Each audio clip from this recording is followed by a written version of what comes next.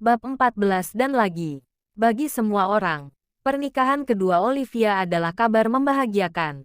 Lain halnya dengan suamiku. Berbeda dari semua orang, Romeo justru menganggap keputusan Olivia sebagai duka besar. Ketika aku beritahu soal itu, wajah Romeo masam. Olivia mencintaiku. Kamu pasti salah dengar, Hana. Olivia tidak bakalan tega melukai aku.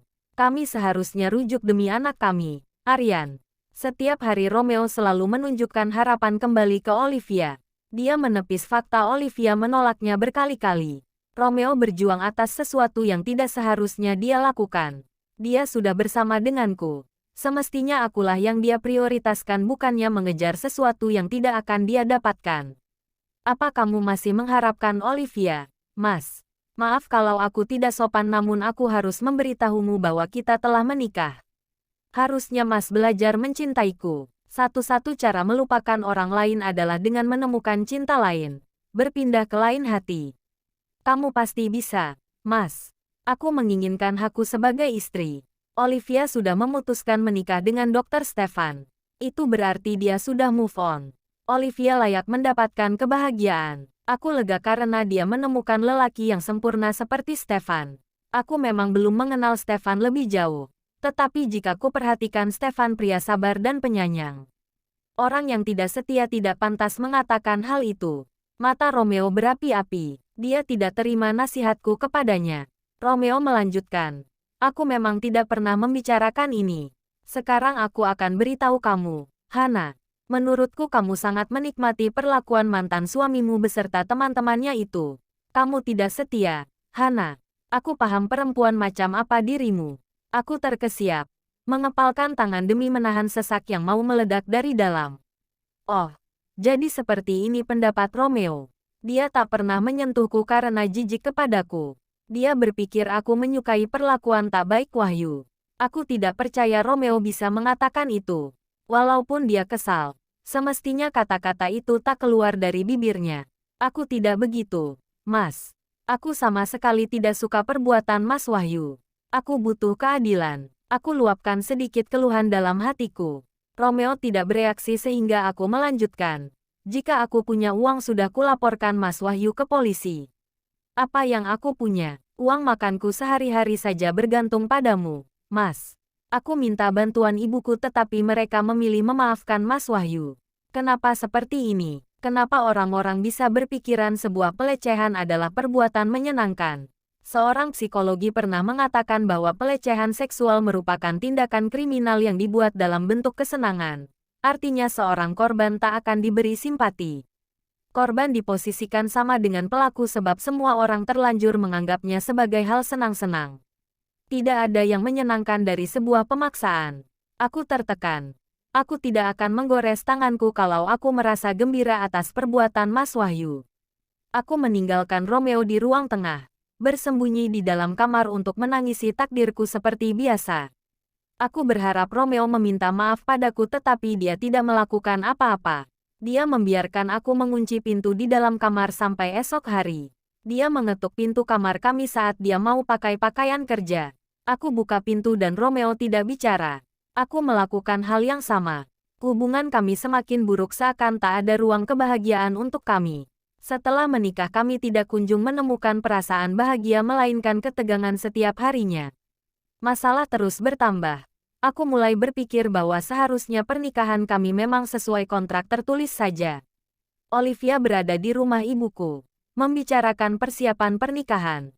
Acaranya mungkin 2 bulan lagi sebab masa menyendiri Olivia belum berakhir. Pihak keluarga Dr. Stefan menginginkan penentuan tanggal pernikahan segera. Kami sudah yakinkan mereka kalau sekiranya sekitar 2 bulan ke depan tetapi mereka mau kepastian tanggalnya. Alhasil proses lamaran pun diputuskan. Acaranya sengaja diadakan di rumah ibuku selaku nenek Olivia.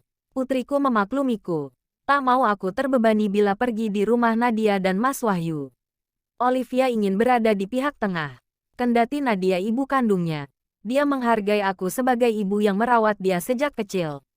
Sama seperti dahulu, belum ada seorang pun yang mau menunjukkan sikap hangat kepada diriku. Aku berada di keramaian, namun rasanya seperti sendirian. Aku menghibur dirimu sendiri bahwa inilah hukuman buatku. Aku tidak boleh nelangsa. Kamu sudah yakin, kan dengan keputusan ini? Liv, aku bertanya sebagai sosok ibu. Mendadak aku berpikir kalau bisa jadi Olivia memilih Stefan hanya agar Romeo terus bersama denganku. Aku tak ingin Olivia mengorbankan kebahagiaannya demi diriku. Aku ingin memastikan Stefan merupakan pilihan hatinya bukan karena paksaan keadaan. Iya, Ma, aku yakin. Olivia membalas tenang. Dia tersenyum padaku. Membuatku berpikir dia telah berkata jujur. Ibuku meminta Olivia menyambut tamu yang datang. Aku asyik membuat kue di acara lamaran ini. Aku membuat kue basah rasa coklat dan vanila. Berharap pihak keluarga Stefan menyukai acara kecil-kecilan ini. Kamu ngapain tanya Olivia soal dia yakin atau tidak? Kamu takut Olivia rujuk sama Romeo? Meida bertanya ketus. Menghentikan kegiatan membuat kue. Dia memutar bola matanya melihatku. Entah sampai kapan aku menjadi sasaran kemarahannya. Aku sangat merindukan suasana damai. Namun Meida dan ibuku selalu menawarkan pertengkaran. Aku sama sekali tidak berpikiran begitu. Aku hanya mau putriku bahagia. Aku sama sekali tidak masalah kalau Olivia dan Romeo bersatu lagi. Aku dan Romeo pun hanya nikah kontrak, jawabku. Romeo juga belum menerima diriku. Hidup kami tidak harmonis. Kalau dia bahagia bersama Olivia, aku tidak akan menghalangi. Aku menginginkan Romeo mencintaiku hanya karena aku pikir Olivia tidak lagi menyukainya. Banyak alasan kamu, Hana. Kamu pasti senang mengetahui Olivia bukan putrimu, kan? Akhirnya kamu berpikir bahwa perbuatanmu selama ini bukanlah dosa. Dengar, Hana, mau Olivia putrimu atau bukan, kamu tetaplah berdosa merebut suaminya. Aku tidak pernah berkata begitu. Bagiku, menyakitkan ketika orang lain memutuskan apa yang kita rasakan. Aku tahu apa yang kurasakan. Aku tidak pernah benarkan perbuatanku. Aku tahu aku salah, tetapi haruskah kesalahan itu selalu jadi bahan pembicaraan? Aku tidak berpikir seperti itu. Cukup, jangan bicarakan lagi. Aku menghentikan Meida bicara, lalu mulut kejam lainnya datang. Nadia mendekatiku kemudian mencari cara agar aku terluka melalui kata-katanya. Apa dua saudara perempuan sedang saling mendukung satu sama lain? Maaf, aku tidak pernah dukung Hana. Sela Meida. Nadia tersenyum mencemooh. Dia kelihatan berseri menemukan teman yang bisa diajak untuk menghina diriku. Aku menghela napas. Aku ingin meninggalkan dapur saat Nadia mencekal tanganku. Mau kemana? Hana, apa kamu tidak sanggup dengarkan kenyataan lain? Memangnya apa yang mau kamu katakan? Nadia tertawa getir. Aku yakin hujatannya akan sangat menohok hatiku.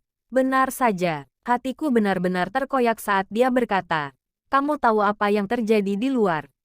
Romeo memohon kembali pada Olivia. Kasihan sekali kamu, Hana. Kamu mampu meladeni 3 pria tetapi tidak mampu layani satu. Aku marah. Aku hendak menamparkan Nadia tetapi dihalangi olehnya. Aku keluar dari dapur. Aku menyaksikan Romeo berlutut di kaki Olivia. Semua mata tertuju padaku saat aku muncul. Mereka mulai berbisik. Aku yakin mereka membicarakan hal buruk tentangku. Aku pergi dari sana. Masuk kamar lalu menangisi takdirku lagi dan lagi.